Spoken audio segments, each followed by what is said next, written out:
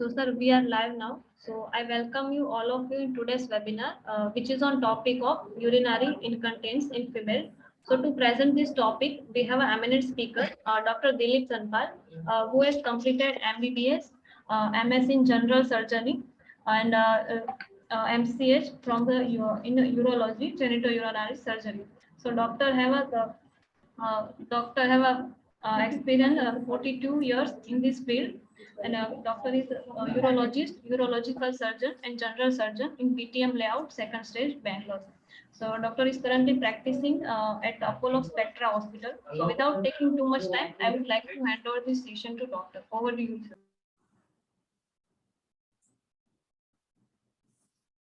Hello. Yes, sir, you are audible. Yeah.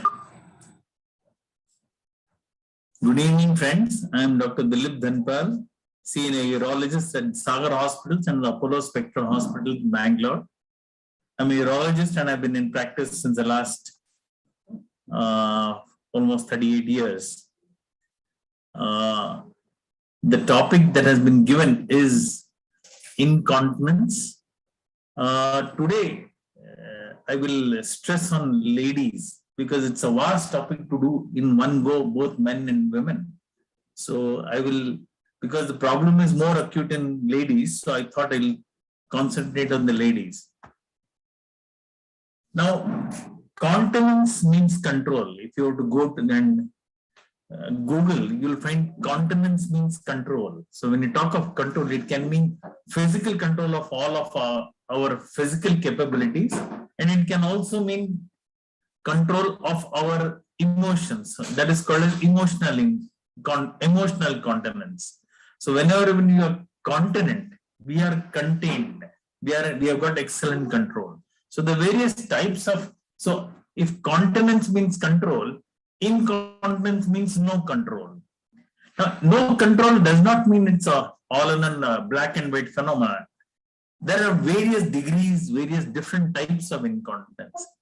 So the urinary incontinence is of multiple types. What we call normally is urgency or urge incontinence. Many of us would have seen that when we have mild urinary tract infection, or there's a lot of burning, or fluid intake has not been good, or you've eaten very spicy food, then you have a sense of burning. There is also a sense of urgency. There you feel like going very frequently. And a time comes when you cannot control, you may leak out a few drops of urine before you reach the toilet also. This is classically called as urgency or urge incontinence. There's another type called as overflow incontinence. It's like an overhead tank. It gets full. There's an outlet spout. So the water level goes above the spout, then the water leaks out. When the level goes down, it stops leaking. That is overflow incontinence. There's a third type, which is also fairly common in ladies, called as stress urinary incontinence. These are patients who have normally excellent control. But when they cough, when they sneeze, they laugh, they giggle, they get up suddenly, or they bend down, they tend to leak out urine. Mixed incontinence can be a mixture of stress incontinence and urgency urge incontinence. And the next one will be total incontinence. A total incontinence will be the kidneys produce urine, the urine drains into the bladder and just comes out without any control. So the moment one drop falls into the bladder, that urine will come out. It's just like leaking like a tap. There is a rare type of incontinence called as continence with incontinence. These patients have basically incontinence. They leak out urine, but in between they have spells where they can suddenly pass a good amount of urine with a good stream. These are basically congenital malformations where one of the drainage of the ureters is beyond the bladder, so they leak out urine. And the last is the pseudo-continence, means patients have started with a normal continence, then they become incontinent, and then they develop what is called as a pseudo-continence. I'll go to the next slide. In all these patients, it's very important that we have a proper history. And once we have the history, we take history of urinary tract infection, which is the commonest history.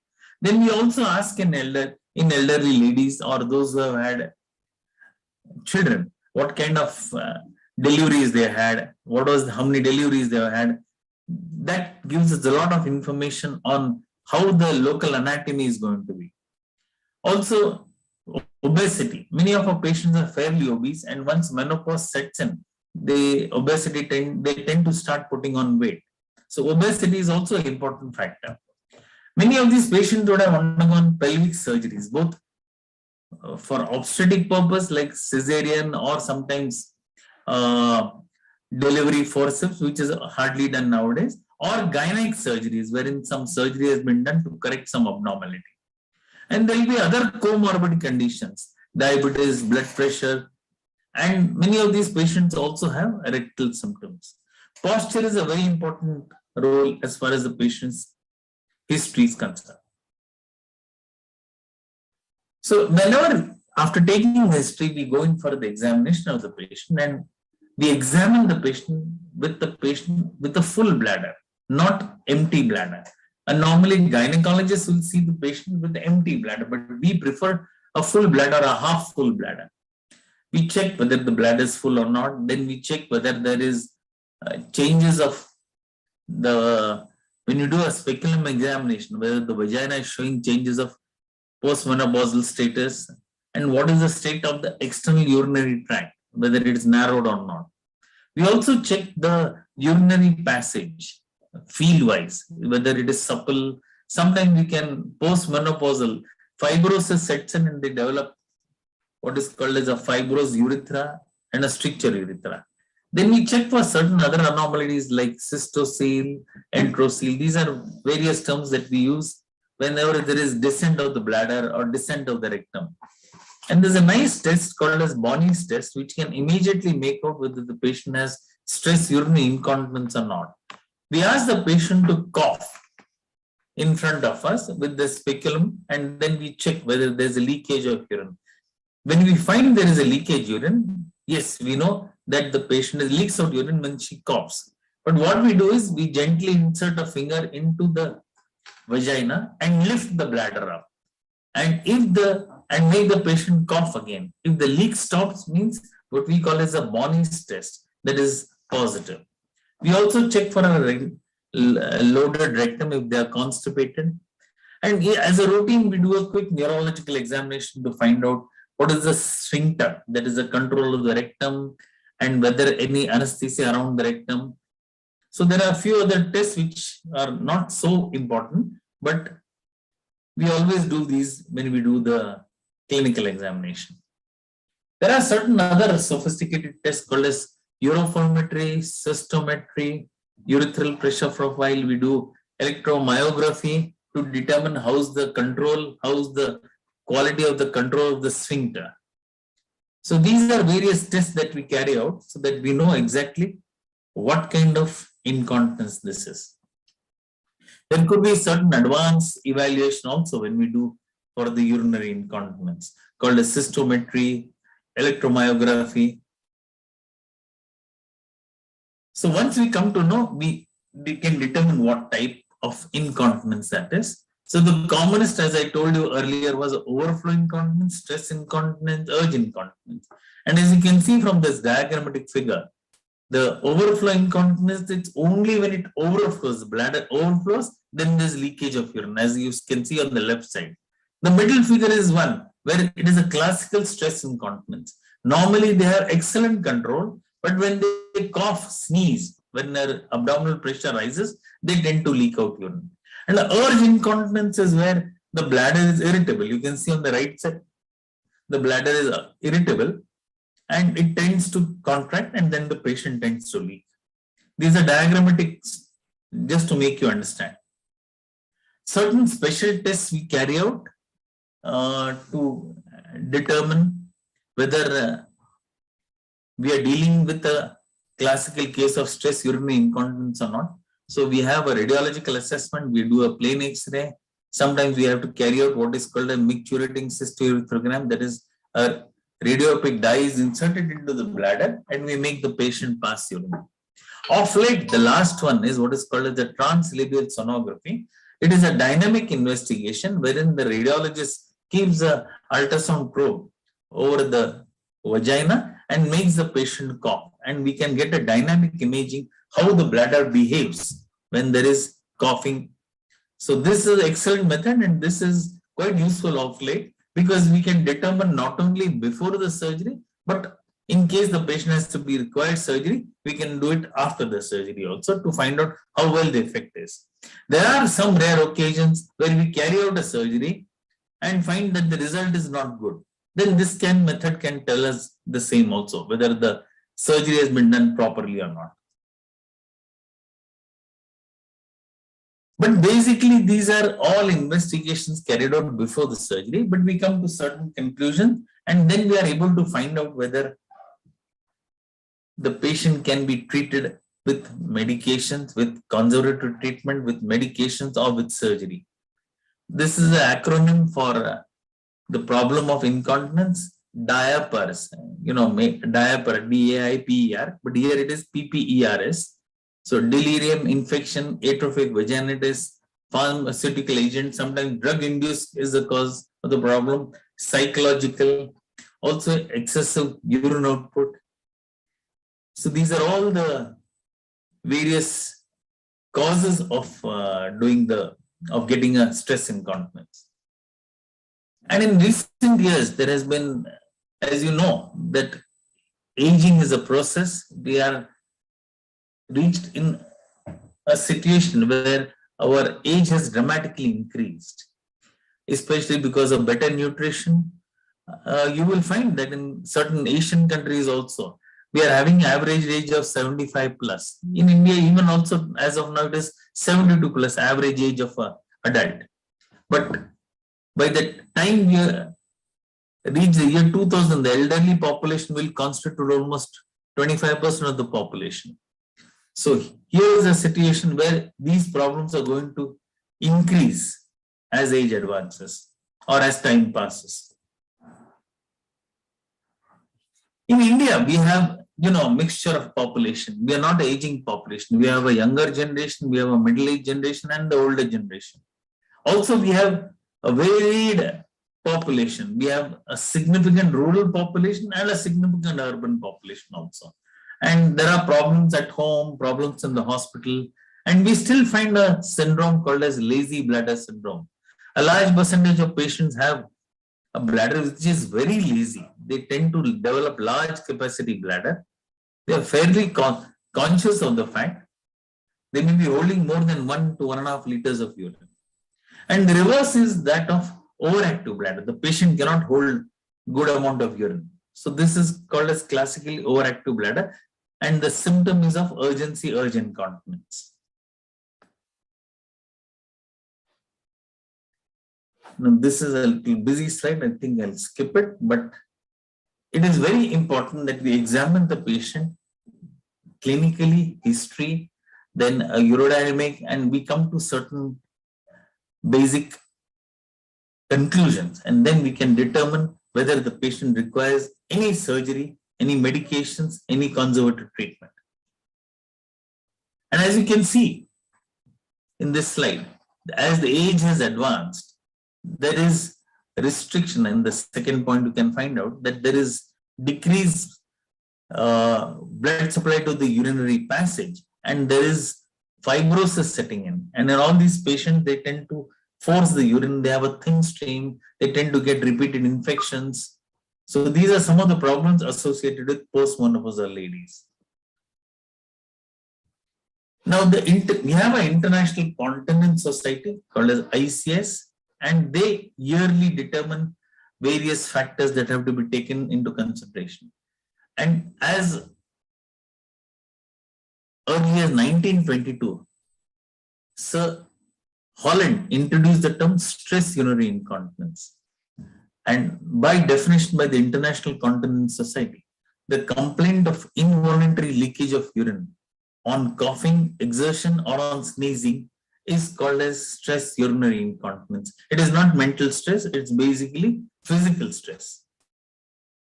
So the various factors are there. Commonest is pregnancy, childbirth, sometimes too many interventions that take place during delivery, age-related, postmenopausal, obesity. These are all the various causes. A chronic cough and constipation also is known to cause stress urinary incontinence. And there are various types. It's, how can I put it? It's a grade. There are gradations. There are patients who grade hardly leak, may leak a drop or two. There are some who leak only when there is severe stress. And there are patients who just get up from bed, they walk quickly, they leak out urine. And the last is when they leak out when standing position also. See, there's a various grades. We try to determine the grades so that we can help the patients how to manage these problems.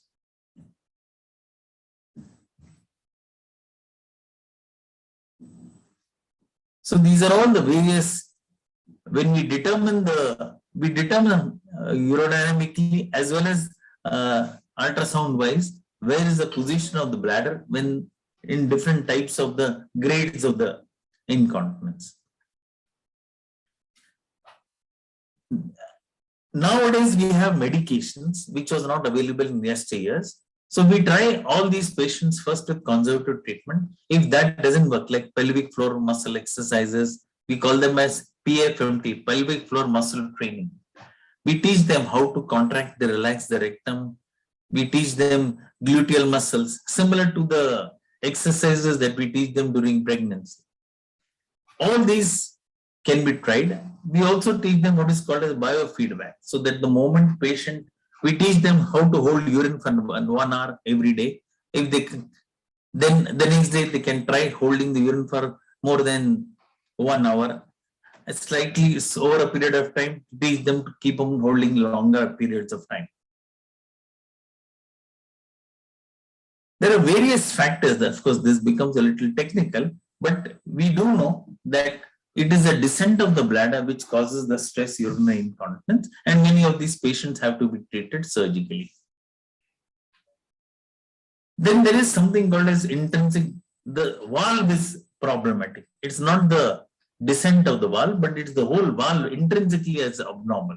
These are the patients where they have to be treated with a different kind of surgery, not the routine surgery that we normally talk of for stress urinary incontinence. Now, most of you know what is a hammock. Hammock is, you must have seen in comic books or in stories. It's a net-like material which is hung between two trees, and the person rests in the afternoon and enjoys the afternoon siesta. That is called as a hammock. Now, the whole bladder and the bladder neck is supposed to lie as a hammock, and that is what causes the continence, the pressure building within the urethra. So Lance is the one who proposed this hammock hypothesis. It has stood the test of time, and it is explains most of the problems associated with stress incontinence.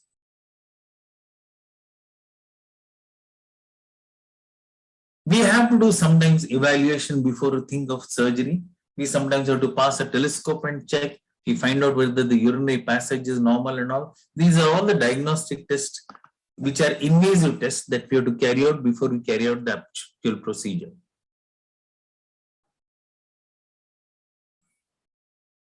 I told you earlier about ultrasound, and rarely we have to do tests like MRI or certain video cystourethropy.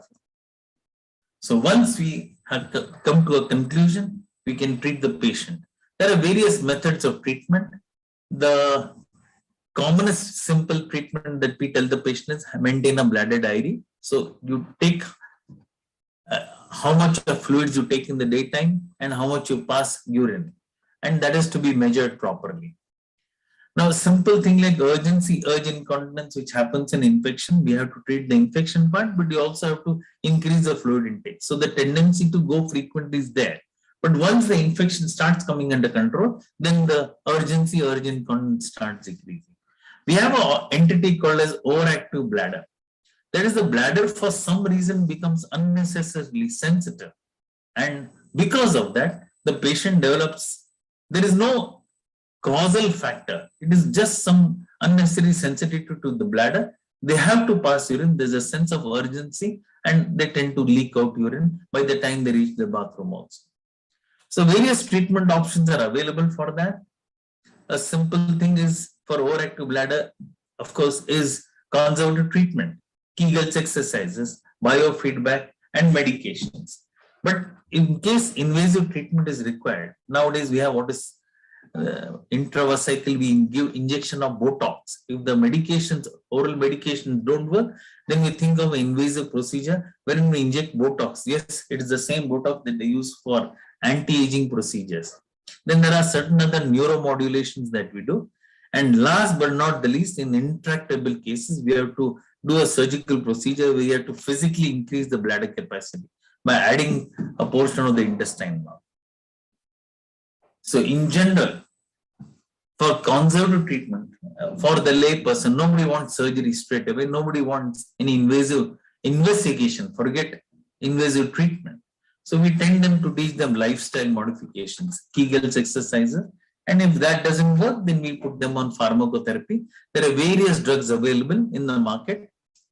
And we try all these either sequentially or sometimes in combination. And all this gives lasting relief to these patients. Various types of surgeries are there. More than 200 different varieties of operations are there.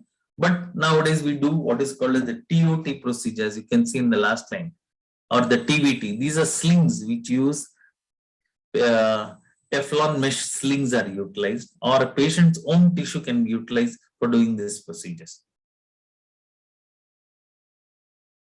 Kegel's exercise is a method of trying to strengthen the patient's own pelvic floor muscles.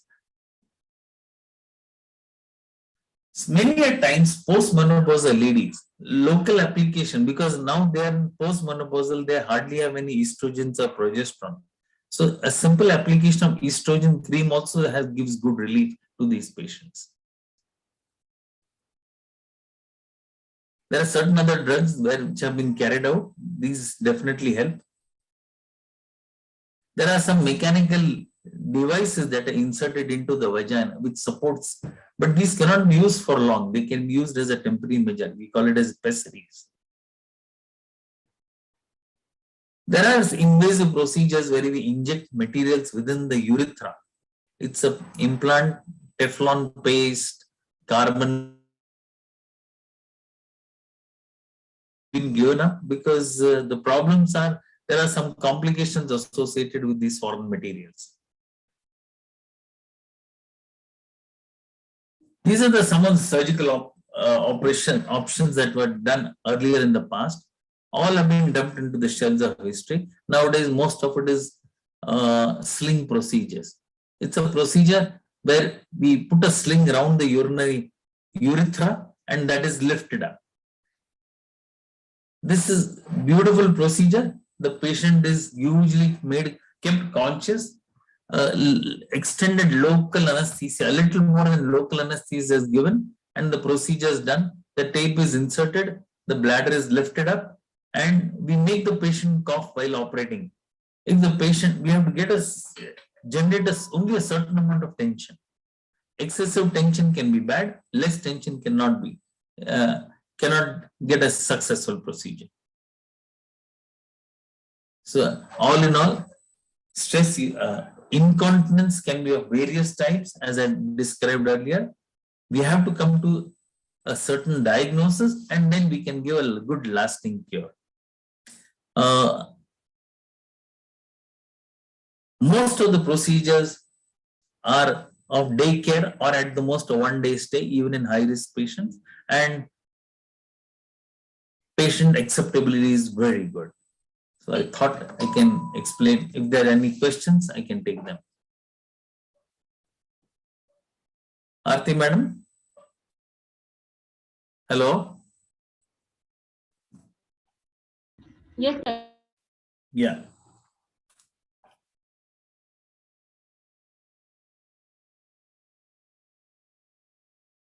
Yes, sir, you can continue. You are audible and visible. I know, but my presentation is over. So if there are questions, Yes. ask them. Yes, sir. There are question and greeting from the attendee side, sir. I am putting in Zoom chat. Okay.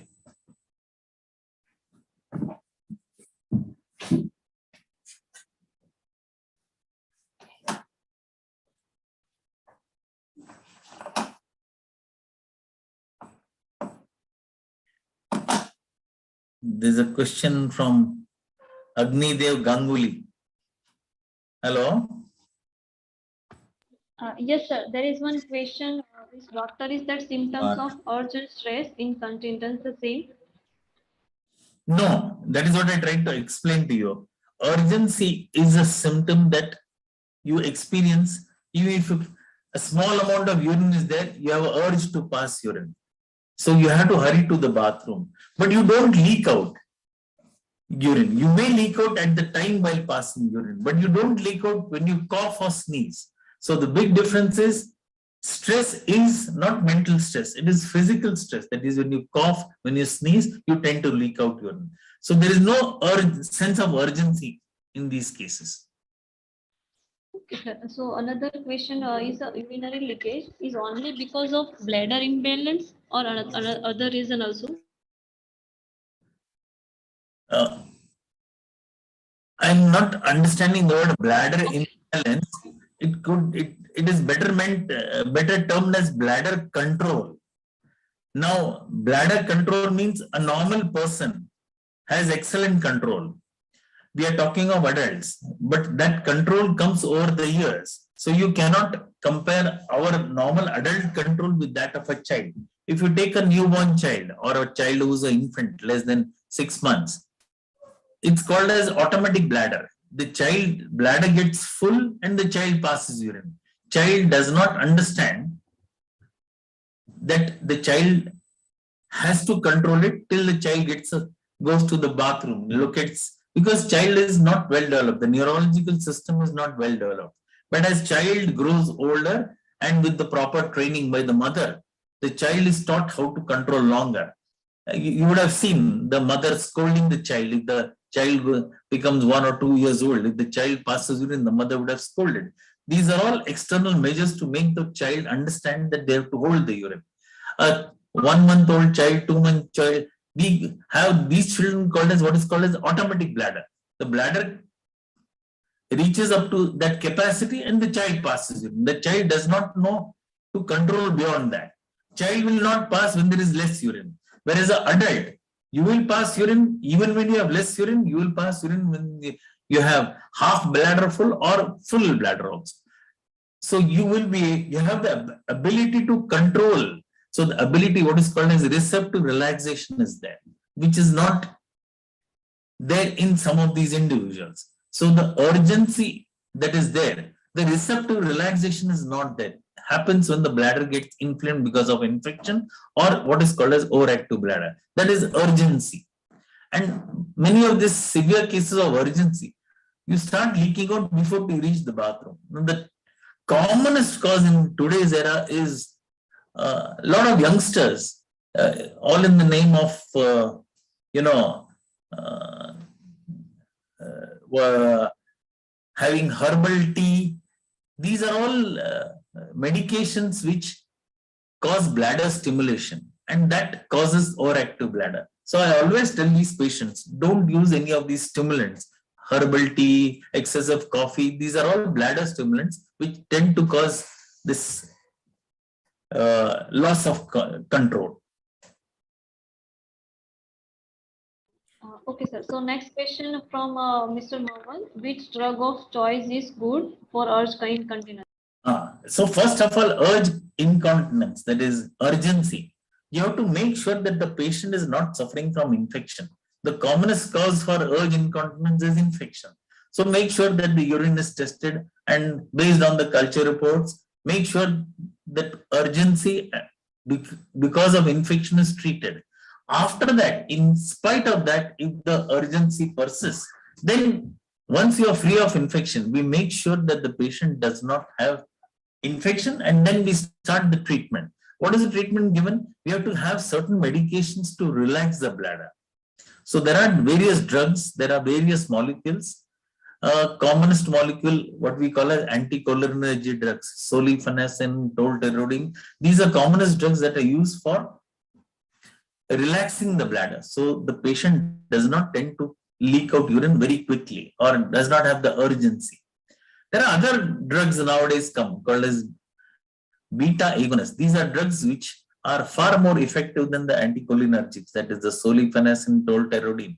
This definitely works well and it can be given for a longer period of time with minimal side effects. The earlier drugs, that is solifenacin and all, they have some side effects like dryness of the mouth, dryness of the eyes. These drugs can be irritating, or those who have some glaucoma problems. We cannot prescribe these drugs freely. But the newer drug called as mirabegron, that's a nice drug which can be given for long periods of time also.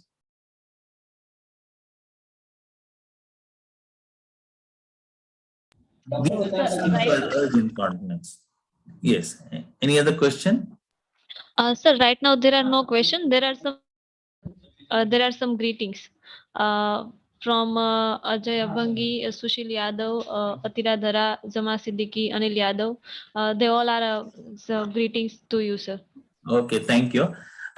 Today I just consider only female incontinence because the whole anatomy is different, the causes are different, and presentation at different age groups are there.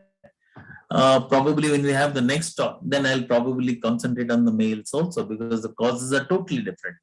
And I find today a lot of male audience is there. So probably they might appreciate it that. But urgency incontinence is there for almost everybody. Males will suffer and ladies also suffer. Ladies tend to have more commonly because infection is a very common feature in ladies. Okay, sir. So it was great session with you. So right now there are no more questions in the chat box. So should we wait or conclude the session, sir? Okay, I just wanted to tell it's like a fundamental right, the necessity to remain dry. Now, if I were to talk in terms of trade, it's a $500 million industry of the world to remain dry. The diaper market in the whole world could, and various other devices could be as high as $500 million. And if you want to take complications, it may run into trillions. People spend so much money trying to get good relief. If you have infections, if you have diabetes, if you have so many other complications. So it could run into a $1 trillion industry. So please remember that today's era, it is almost a fundamental right that I want to remain dry. Also, I not only want to remain dry, but I also want to remain non-smelly. Nobody wants to stand next to a patient who's smelling of urine. So most of our patients, elderly ladies, I'm sorry. I'm sorry. They tend to change their lifestyle. Ladies with urge incontinence, they tend to decrease fluid intake because in their mind they have developed a mindset. If I drink less fluids, then I produce less urine. I don't have to go frequently to the bathroom, which is okay, temporary, a couple of days, but it's not good in the long run. Those patients who have stress incontinence, they change their lifestyle. They not only decrease less amount of fluid, but they tend to go frequently unnecessary. It is not that they have to go, but they feel they are continent when they are a person who has no urine will not leak out. A person with less urine will not leak out when they cough or sneeze. So they will tend to change their lifestyle. Also, if they have to go out, if they have to travel, they will not tend to take a bus. They will want to travel long distance in a train.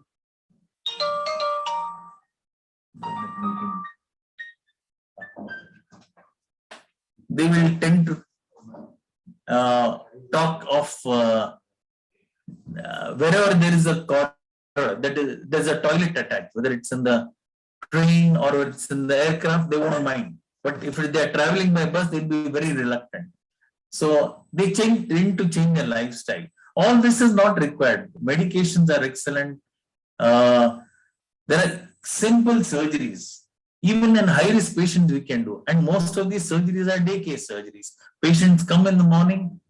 After of course, the patient is fully worked up, diagnosis is done. They come in the morning, we do the surgery, they go home in the evening.